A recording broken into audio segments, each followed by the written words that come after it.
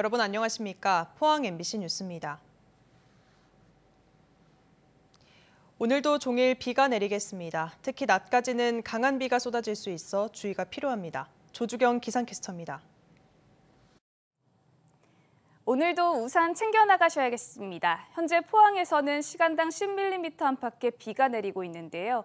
종일 비의 세기가 강해졌다 약해졌다를 반복하면서 내리겠습니다. 특히 오늘 낮까지는 동풍이 강화되면서 시간당 30mm 안팎의 강한 비가 쏟아지는 곳이 있겠습니다. 내일 낮까지 이어질 텐데요. 예상되는 비의 양은 경북 동해안 지역에 20에서 많게는 70mm 정도가 되겠고요. 울릉도 독도에는 5에서 30mm 정도가 되겠습니다. 오늘까지는 강한 바람에도 주의하셔야겠습니다. 시속 30에서 45km의 강한 바람이 부는 곳이 있겠습니다. 시설물 관리와 안전사고에 각별한 주의가 필요하겠습니다.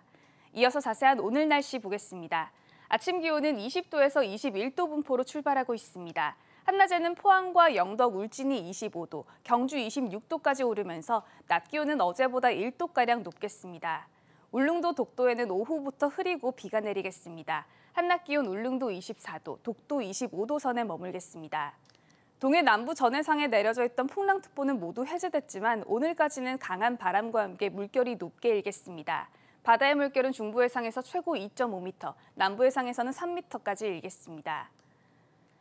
내일 낮까지 비가 이어지다가 금요일 잠시 소강 상태를 보이겠고요. 다가오는 주말부터 다음 주까지 길게 비가 이어질 전망입니다. 날씨였습니다.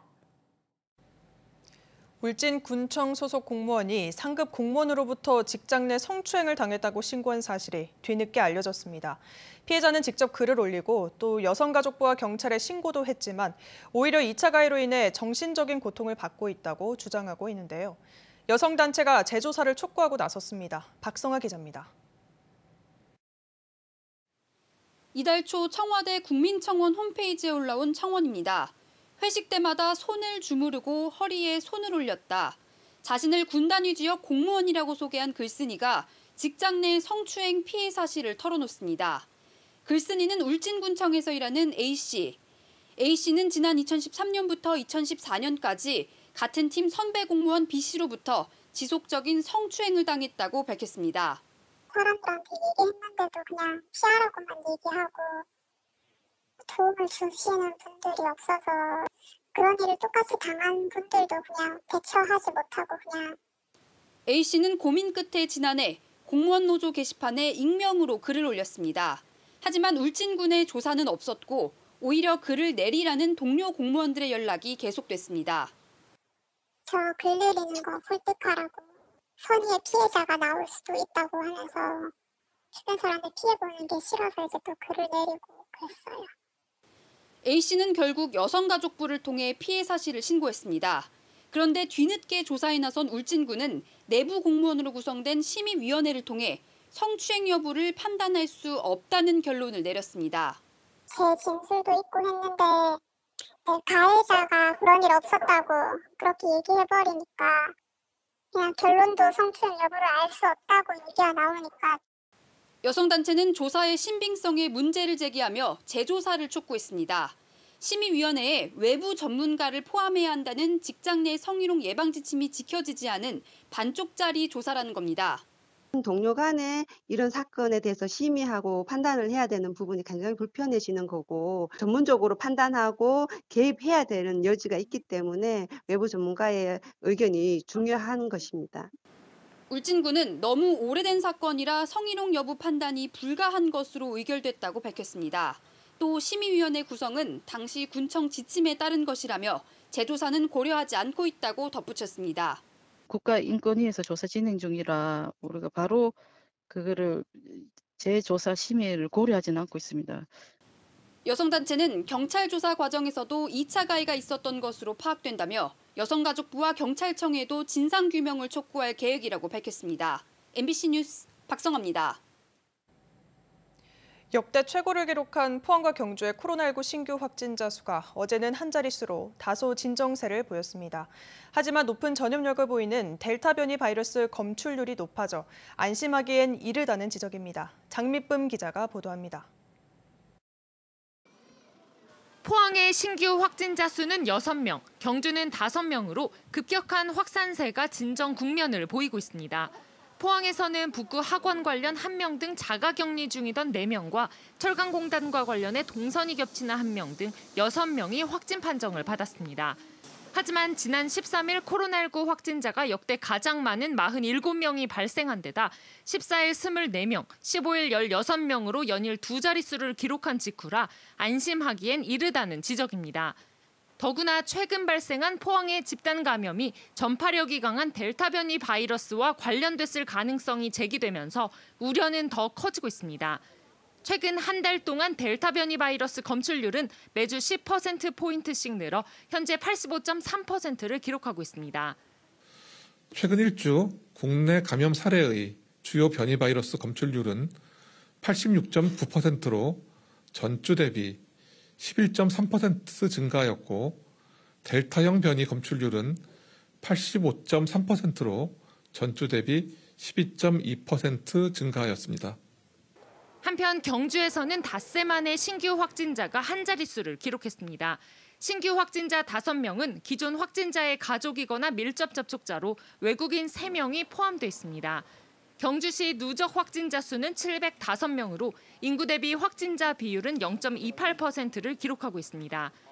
방역당국은 현 시점에서 4단계 격상은 효과가 크지 않다고 보고 코로나19 감염 확산세를 좀 더 지켜보겠다는 입장입니다.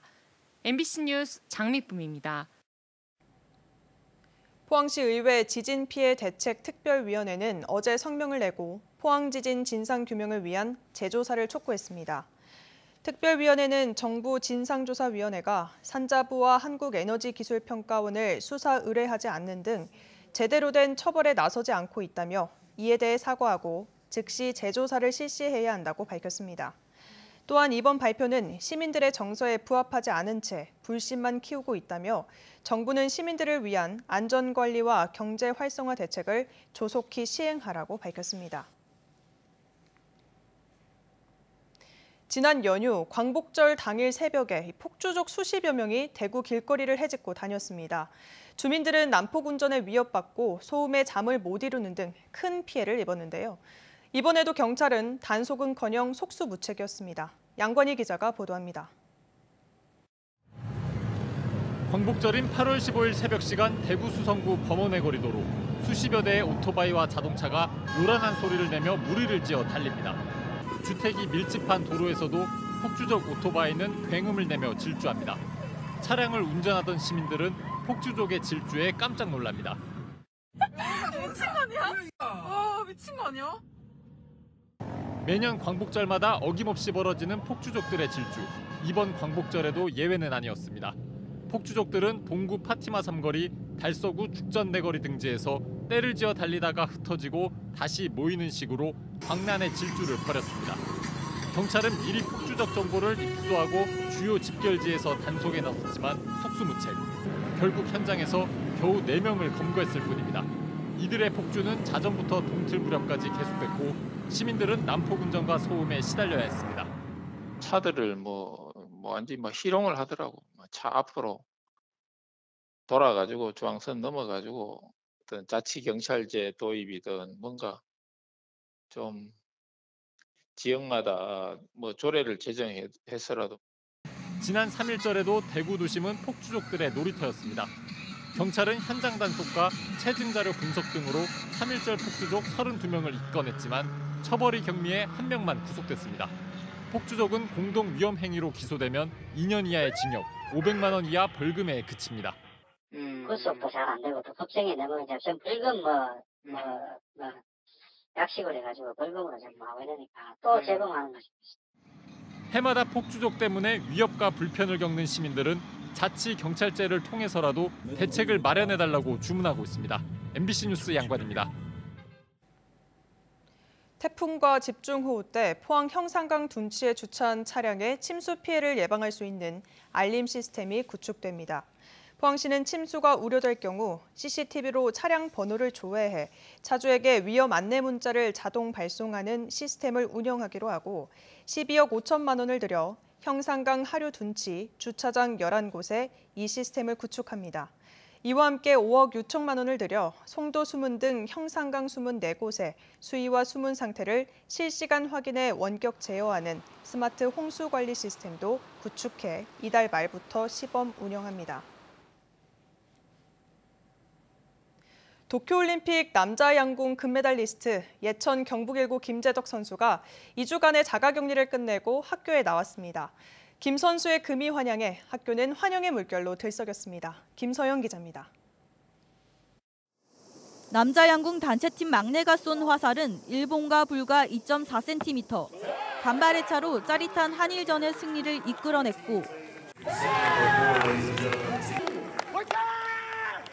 목이 쉴 때까지 외친 파이팅은 유례없는 무관중 올림픽의 정막을 깨뜨렸습니다.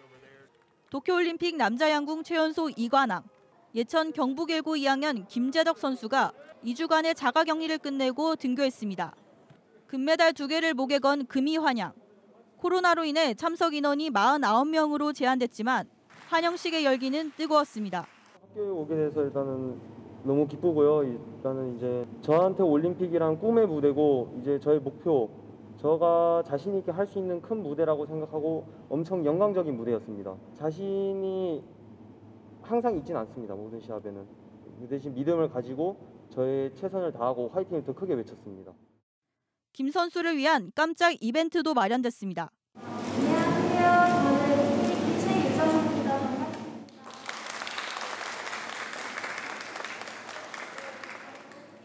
올림픽 때도 서로 응원을 나눴던 좋아하는 아이돌 가수의 등장에 김 선수는 얼떨떨해합니다.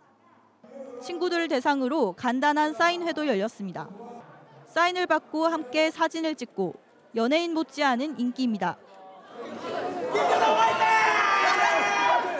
그냥 친구였는데 엄청 유명한 스타가 돼서 돌아왔으니까 제 친구가 만나 싶기도 하고 선수촌에 있을 때 영통이나 하면서 훈련 열심히 하라고. 환영식에는 김재덕 선수가 꿈을 키울 수 있도록 이끌어줬던 초중고등학교 양궁 은사들도 함께했습니다. 김재덕 선수가 도쿄올림픽에서 2관왕을 해서 기분이 좋습니다. 다음 달 미국에서 열리는 세계 선수권 대회에서도 좋은 성적을 냈으면 하는 바람입니다. 김 선수는 고향 예천에서 할머니 아버지와의 짧은 휴식을 뒤로하고 오는 20일 진천 선수촌에 입촌해 한 달 뒤에 있을 세계 선수권 대회를 준비합니다. MBC 뉴스 김서연입니다. 경상북도와 전라남도가 올 추석 기간 청탁금지법의 농수산물 선물가액 한도를 10만 원에서 20만 원으로 상향해 줄 것을 국민권익위원회에 건의했습니다. 이철우 경북지사와 김영록 전남지사는 어제 전현희 권익위원장을 만나 코로나19 장기화로 인한 농수산물 소비 급감과 자연재해로 농어업인들이 이중고를 겪고 있다며 이것이 건의했습니다.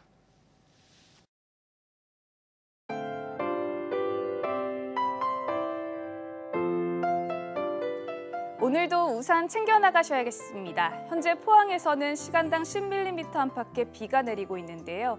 종일 비의 세기가 강해졌다 약해졌다를 반복하면서 내리겠습니다.